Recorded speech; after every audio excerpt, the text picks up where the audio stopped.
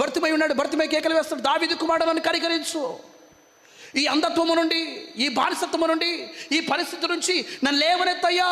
అయ్యో, ఈ అంధత్వంతో బ్రతకలేకపోతున్నాను, ఒకరి మీద ఆధారపడి బ్రతకలేకపోతున్నాను అయ్యా, నా కళ్ళు తెరవండి ప్రభు అని దావీదు కుమారుని కనికరించిన బిగ్గర కేకలు వేస్తే ఆ మొర విన్న దేవుడు తిరిగి వచ్చి భర్తిమైన దేవుడు స్వస్థపరిచటగా మనం చూస్తున్నాం. అద్భుతము జరిగించటగా మనం ప్రభును చూస్తూ ఉన్నాం. మొర పెడితే ఆయన ఉత్తరం ఇస్తాడు. బిడ్డ, కింద శ్రమలో నేను అతనికి తోడై ఉండేదనా. చాలామంది మన దగ్గర శ్రమలో పారిపోతుంటారు, కష్టాల్లో పారిపోతుంటారు, ఇబ్బందులో పారిపోతుంటారు, ఇరుకులో పారిపోతుంటారు, ఆర్థిక సమస్యలో పారిపోతుంటారు, కృంగిపోతున్న సమయంలో పారిపోతుంటారు. సంతోషంలో అందరూ మనతో ఉంటారు, కానీ దుఃఖంలో మనతో ఉండేవారు తక్కువైపోతారు. కానీ నీ దేవుడు, నా దేవుడు, సర్వశక్తి గల దేవుడు యేసయ్య శ్రమలో మనకు తోడుగా ఉండువాడు, ఇరుకులో తోడుగా ఉండేవాడు, ఇబ్బందులో తోడుగా ఉండేవాడు, రోగములో తోడుగా ఉండేవాడు. ఆ శ్రమలో మనల్ని దీవించడానికి ఆయన తన 2 హస్తాలు చాపువాడై ఉన్నాడు, తన దక్షిణ హస్తపు బలముతో మమ్మల్ని నడిపించువాడై ఉన్నాడు. శ్రమ వచ్చిందా, ఆ శ్రమలో నువ్వు ప్రభు వైపు తిరిగి మొరపెట్టావా, ఆ మొరను విన్న దేవుడు ఆ శ్రమలో నీకు తోడుగా ఉంటాడు. యోసేపు శ్రమలో తోడుగా ఉన్నాడు, యోబు శ్రమలో తోడుగా ఉన్నాడు, అబ్రహాము శ్రమలో తోడుగా ఉన్నారు, నోవాహు శ్రమలో తోడుగా ఉన్నాడు. బైబిల్ గ్రంథంలో గమనిస్తే పౌలు అనేక ఇబ్బందులు పెడుతున్నప్పుడు ఆ శ్రమలో ప్రభు తోడుగా ఉన్నాడు. యోబు పౌలు విషయంలో తోడుగా ఉన్నాడు. బిడ్డ, అదే దేవుడు నీ శ్రమలో విడిచిపెట్టాడు. బిడ్డ, నన్ను విడిచిపెట్టాడు, నన్ను మర్చిపోయాడు అనుకుంటున్నావు, నా జీవితం అయిపోయింది అనుకుంటున్నావు, నా బ్రతిక అయిపోయింది అనుకుంటున్నావు, నేను ఎవరి కోసం బ్రతకాలనుకుంటున్నావు, నా పరిస్థితి అయిపోయింది అనుకుంటావు. బిడ్డ, ఈరోజు ప్రభు సూటిగా చెబుతున్నాడు, నీ శ్రమ నుంచి విడిపిస్తాడు, నీ బాధ నుంచి విడిపిస్తాడు, నీ ఇబ్బంది నుంచి విడిపిస్తాడు, నీకున్న రోగం నుంచి విడిపిస్తాడు, నీకున్నటువంటి ప్రతి పరిస్థితి విడిపిస్తాడు, నీ పాపం నుంచి విడిపిస్తాడు, నీ దుఃఖం నుంచి విడిపిస్తాడు, నీ అనారోగ్య పరిస్థితి నుంచి విడిపిస్తాడు, నీకున్నటువంటి ప్రతి పరిస్థితిని మార్చగల దేవుడు నేను ప్రకటిస్తున్నా. యేసయ్య శ్రమలో ఆయన మనకు తోడుగా ఉండి బలపరుస్తాడు, శ్రమలో మనల్ని తోడుగా ఉండి నడిపిస్తాడు. యోసేపు శ్రమలో ప్రభు విడిచిపెట్టలే, అన్నలు విడిచిపెట్టారు, అన్నలు విడిచిపెట్టారు, ఆఖరికి జైల్లో పడ్డాడు.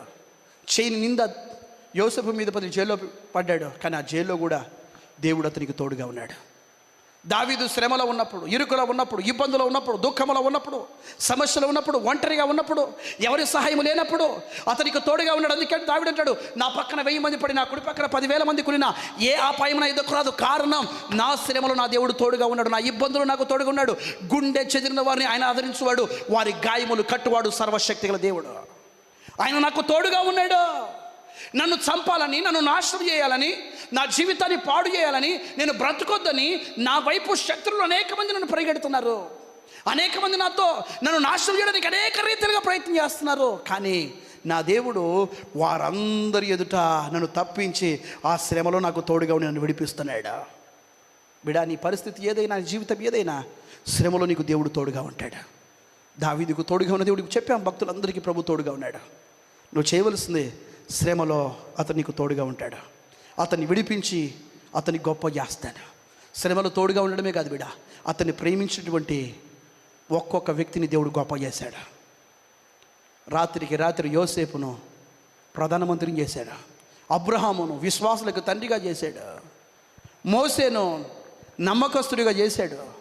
దేవుడికి స్తోత్రం కలుగును గాక, ప్రభుకి మహిమ కలుగును గాక. ఇల్లంతటిలో నమ్మకమైన వాడిగా చేశాడు. దావీదుని రాజుగా చేశాడు, గొర్రెల కాపరిని. సమూయేలుని ఒక మంచి ప్రవక్తగా చేశాడు, తన నోటి నుంచి వస్తున్న ప్రతి మాటను స్థిరపరిచాడు. అంటే అతని గొప్ప చేయవాడు. ఆ నామము నెరిగిన వారిని శ్రమలో దేవుడు తోడుగా ఉండి వారిని గొప్ప చేస్తాడు. నువ్వు దీవించబడేంత వరకు, నువ్వు ఆశీర్వదించబడేంత వరకు, అనేక మందికి దీవెనకరంగా మార్చబడేంత వరకు, అనేక మందికి ఆశీర్వాదకరంగా మార్చబడేంత వరకు, అనేక మందికి నువ్వు ఒక ప్రయోజనకరంగా మార్చబడేంత వరకు నీవు ప్రభు చేతిలో ఉండగలిగితే నీతో ఉన్న దేవుడు శ్రమలో నీకు తోడుగా ఉండి గొప్ప చేయవాడై ఉన్నాడు. దేవుడికి మహిమ కలుగును గాక. దీర్ఘాయువు చేత నేను అతని తృప్తి పరిచేదను. అంతేకాదు బిడ్డ, దీర్ఘాయువు. యోసేపుకి ప్రభు దీర్ఘాయువునిచ్చాడు, అబ్రహాముకు దేవుడు దీర్ఘాయువునిచ్చాడు, నోవాహుకు దేవుడు దీర్ఘాయువునిచ్చాడు. దేవుడికి మహిమ కలుగును గాక. భక్తులైన వారికి దీర్ఘాయువుతో తృప్తిపరిచాడు. శ్రమలు, ఇరుకులు, ఇబ్బందులు, అనారోగ్య పరిస్థితులు, కృంగుదల వీరిని ఏమీ చేయలేకపోయాయి. ఇటువంటి పరిస్థితులలో దేవుడు తోడుగా ఉండడం బట్టి ఆయన గొప్ప చేసిన తర్వాత దీర్ఘాయువు, బ్రతుకు సంవత్సరం అధికం చేశాడు, జీవించే సంవత్సరం అధికం చేశాడు, వారి యొక్క జీవిత విధానాన్ని పొడిగించాడు. ఈరోజు నీకున్న అనారోగ్య పరిస్థితులను బట్టి, నీకున్న రోగములు బట్టి డాక్టర్లు చెప్పారు నువ్వు చచ్చిపోతావన్నారా, నువ్వు బ్రతికవన్నారా, ఈ రోగము నయం కాదన్నారా, నీ రోగానికి మందు లేదన్నారా, లేకపోతే నీ పరిస్థితి ఇలాగే ఉంటుందన్నారా, బిడ్డ నువ్వు ప్రభు చేతిలో పడగలిగితే, ప్రభువును ప్రేమించగలిగితే, ప్రభు నామాన్ని ఎరగగలిగితే, ప్రభుకి మొరపెట్టగలిగితే శ్రమలో నీకు తోడుగా ఉంటాడు. ఆయనని విడిచిపెట్టకుండా గొప్ప చేస్తాడు. గొప్ప చేయడమే కాదు బిడ్డ, దీర్ఘాయువునిస్తాడు. నీవు బ్రతుకు సంవత్సరం అధికం చేస్తాడు. సుఖ జీవనంతో జరిగి సంవత్సరంలో అధికం చేస్తాడు. సంతోషకరమైన దినములు జీవితంలో ఇస్తాడు. దీర్ఘాయువుని ఇస్తాడు. అంతేకాదు బిడ్డ, రక్షణతో నేను కప్పుతాడు. ఆ పరలోక రాజ్యానికి చేరేంత వరకు, ప్రభు యొక్క రాజ్యానికి నువ్వు సముఖంలోనికి చేరేంత వరకు ప్రభు నేను దీవించగలుగుతాడు. ఈరోజు దేవుడి వాక్యం వింటున్న బిడ్డ, ప్రభు యొక్క కృపతో, ప్రభు యొక్క మహిమతో, ప్రభు యొక్క అభిషేకంతో, ప్రభు యొక్క కృపతో మనం ముందుకు సాగాలని ప్రభు కోరుకుంటున్నాడు. అతన్ని ప్రేమించే వారిని ఆయన తప్పిస్తాడు. నామం ఎరిగిన వారిని ఘనపరుస్తాడు. ఓ మొరపెట్టగా ఉత్తరం ఇస్తాడు. శ్రమలో తోడుగా ఉంటాడు. అతన్ని విడిపించి గొప్ప చేసి దీర్ఘాయువుతో తృప్తిపరిచి రక్షణ తనకు చూపిస్తాడు. ఈరోజు సర్వశక్తి గల దేవుని నమ్ముకున్న ప్రతి బిడ్డను ఆయన ఆశీర్వదించేవాడు. ప్రతి బిడ్డ జీవితంలో గొప్ప కార్యములు జరిగించేవాడు. ఆయన నమ్మిన వారిని ఎవరు మోసపోలేదు బిడ్డ. ఆయన నమ్మిన వారిని దేవుడు అంచెలంచెలుగా ఎదిగించడం ప్రారంభించాడు. భయపడొద్దు, దిగులు పడొద్దు. మనం నమ్మిన దేవుడు సజీవుడు. అన్ని నామముల కన్నా పైనామం గల దేవుడు మొరపెట్టిన వారికి మొరను విని సమాధానమిచ్చువాడు, బంధకంలో ఉన్న వారిని విడిపించువాడు, దీర్ఘాయువు చేత తృప్తిపరచువాడు, గొప్ప చేయవాడు, అనేక మందికి ఏలికలుగా తయారు చేయగలవాడు, సర్వశక్తి గల దేవుడు. ఆయన వైపు మాత్రమే మనం చూద్దాం. ఆయన మాత్రమే ప్రేమిద్దాం.